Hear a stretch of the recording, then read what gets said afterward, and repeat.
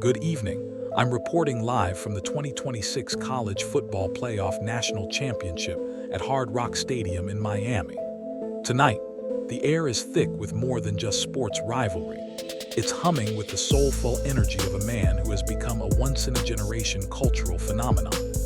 Just moments ago, 28-year-old Roberts stood on this very field, delivering a national anthem that social media is already calling one of the greatest of all time. But his journey to this stadium didn't start under these bright lights. It began in the gymnasiums and choir lofts of Mississippi. Tonight, we take an in-depth look at the truth behind the rise of the man they're calling the new king of gospel pop. We begin with the sheer mathematical force that propelled Roberts into the national consciousness. In May 2025, the American Idol Season 23 finale didn't just crown a winner, it witnessed a historic landslide.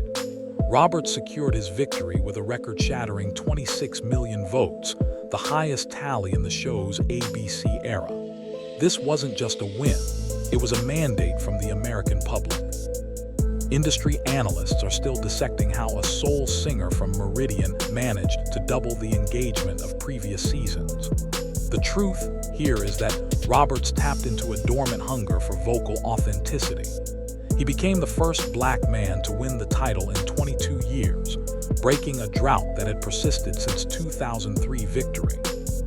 For many, this 26 million vote threshold represents a shift in the American musical palette, a move away from highly synthesized, algorithm-driven pop and back toward the raw, emotive power of the human voice. Standing on that finale stage, defeating formidable finalists John Foster and Nix, Roberts didn't just win a contract. He validated a genre. The voting surge proved that gospel pop wasn't a niche interest but a mainstream powerhouse waiting for its champion. One of the most inspiring, yet often overlooked, parts of the Roberts narrative is that his crown was forged in the fire of rejection. The overnight success we see tonight actually took 3 separate attempts over several years. In his first audition, producers told a younger he lacked the necessary vocal training. During his second try, he was cut because he wasn't prepared with a backup song when requested. Most would have walked away, but Roberts used these no's as blueprints for growth.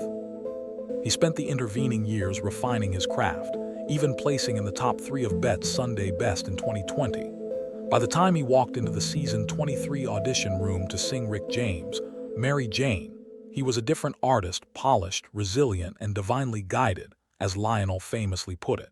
This persistence is a key pillar of his fame. He represents the working man superstar. He didn't just have a gift, he had the grit to protect it through years of silence.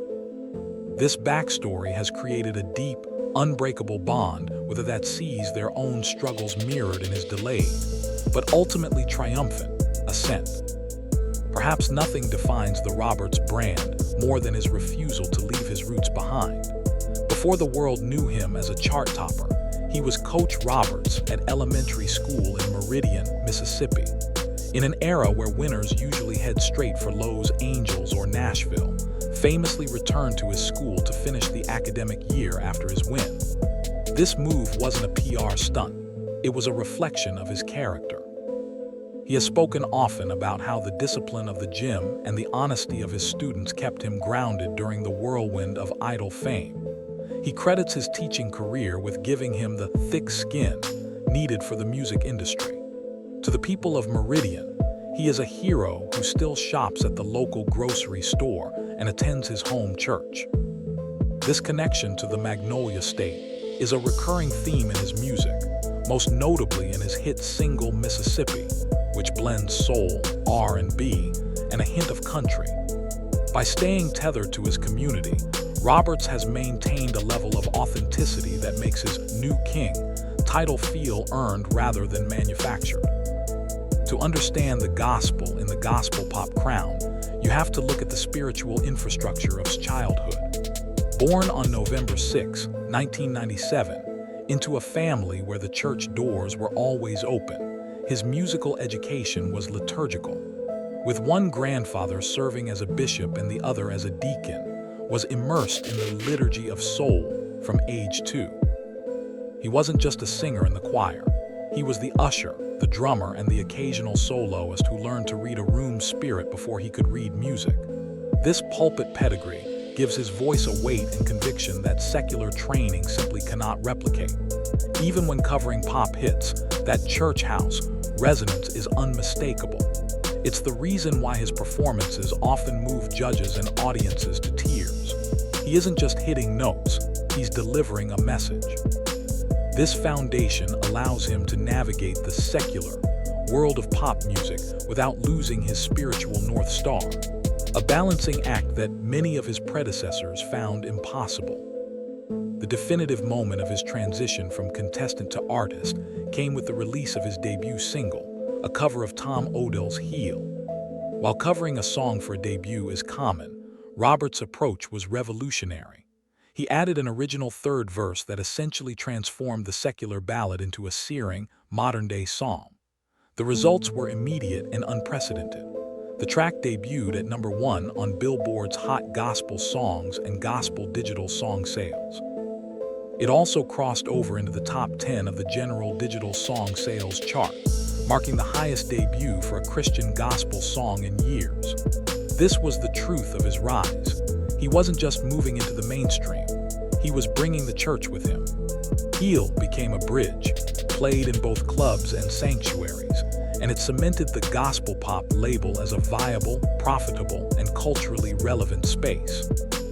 It proved that you didn't have to water down the message to get the numbers, a realization that has sent shockwaves through the recording industry. Central to his public persona is his role as a devoted father to his 3 daughters, and Grace.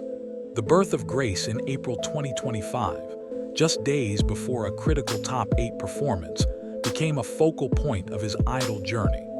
Roberts has been open about the emotional toll of being away from his family during the competition, stating that he won for his kids more than for himself. He famously pledged to name all his children after music, a promise he kept, symbolizing how his personal and professional lives are inextricably linked. In an industry often characterized by fleeting relationships and excess, Roberts' girl dad image provides a refreshing, wholesome alternative. He often shares his desire to provide a stable future for them, putting his estimated $400,600,000 net worth into savings rather than luxury. This focus on legacy over vanity has endeared him to millions of parents who see him as a role model of responsible stardom. Lionel coined the term to describe Roberts' ability to take any song, from George Jones, Tennessee Whiskey to Disney, go the distance and make it sound like a soul classic. This versatility is a core component of his rise.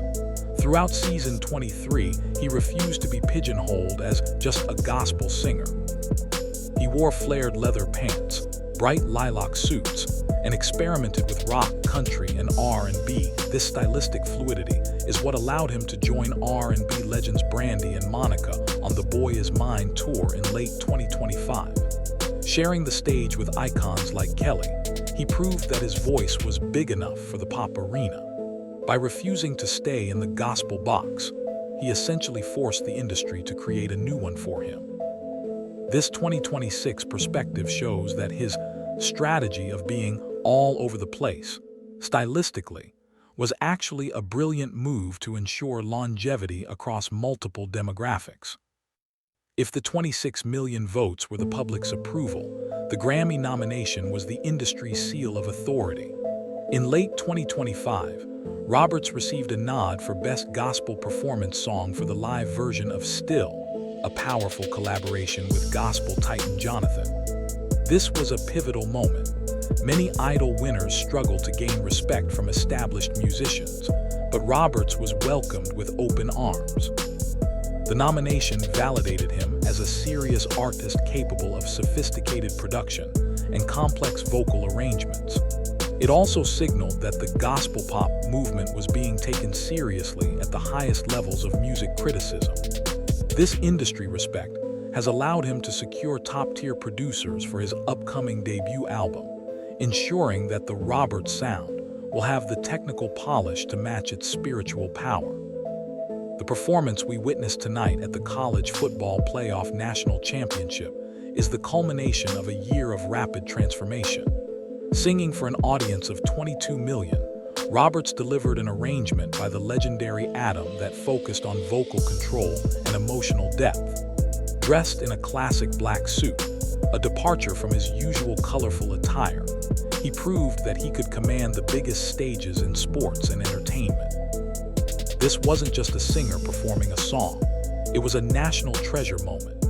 Critics are already drawing comparisons to iconic anthem renditions of the past, noting how he infused the patriotic standard with his signature, breakout soul flair.